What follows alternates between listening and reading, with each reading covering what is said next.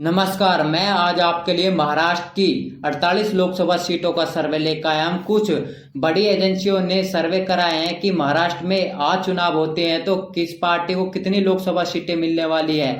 महाराष्ट्र में क्या अब के कुछ चौंकाने वाले आंकड़े आने वाले हैं। वहीं सर्वे में क्या बीजेपी की टेंशन बढ़ने वाली है। 2024 लोकसभा चुनाव से पहले ही महाराष्ट्र में सियासी तापमान बढ़ा हुआ है।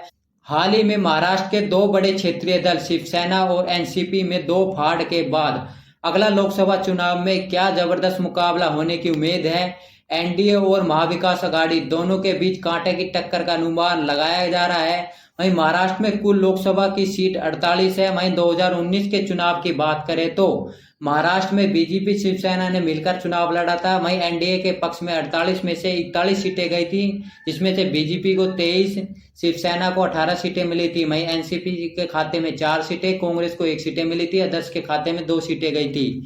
वहीं सर्वे की माने तो सीएनएक्स द्वारा एजेंसियों का जो सर्वे किया गया है, पहला सर्वे की माने तो आज महाराष्ट्र में चुनाव होते हैं तो किसके पक्ष में कितनी सीटें जाती दिख रही है। तो आज चुनाव होते हैं तो बीजेपी को 48 सीटों में से 20 सीटें, वहीं शिंदे गुट को 2 सीटें, वहीं एनसीपी अजीत गुट को 2 सीटें, वहीं कांग्रेस को 9 सीटें, वहीं शिवसेना उद्धव गुट को 11 सीटें, वहीं एनसीपी शरद पवार गुट को 4 सीटें मिलती हुई दिख रही है। वहीं सीएनएस की ताजा सर्वे की माने तो किसको कितना वोट शेयर मिलता दिख रहा है।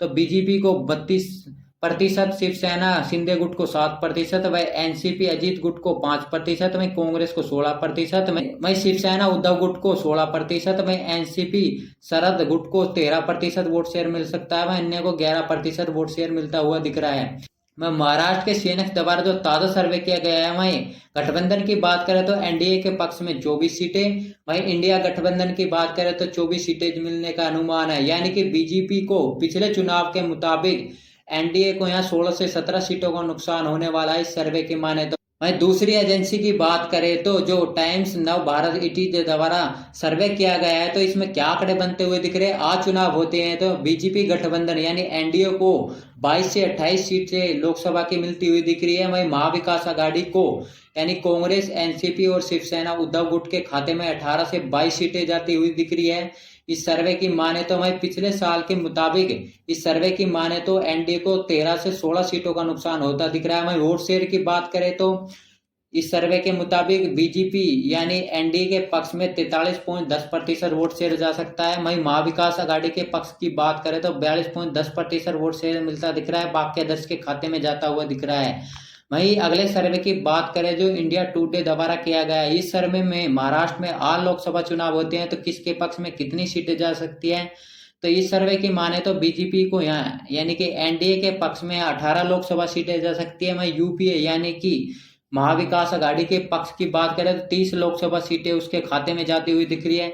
इस सर्वे की माने तो एनडीए को पिछले चुनाव के मुताबिक भारी नुकसान होता हुआ दिख रहा है। महाराष्ट्र लोकसभा चुनाव की बात करें 2024 में वोट शेयर की बात करें तो एनडीए के पक्ष में 39% वोट शेयर जा सकता है। वहीं यूपीए के पक्ष में 48% वोट शेयर जा सकता है। वहीं अदर्स को यहाँ 13% वोट शेयर जाता दिख रहा है। आपको क्या लगता है कि महाराष्ट्र में आपके बीजेपी को कितनी सीटों का नुकसान होने वाला है। तो कमेंट में लिखना ना भूले। जय हिंद, जय भारत।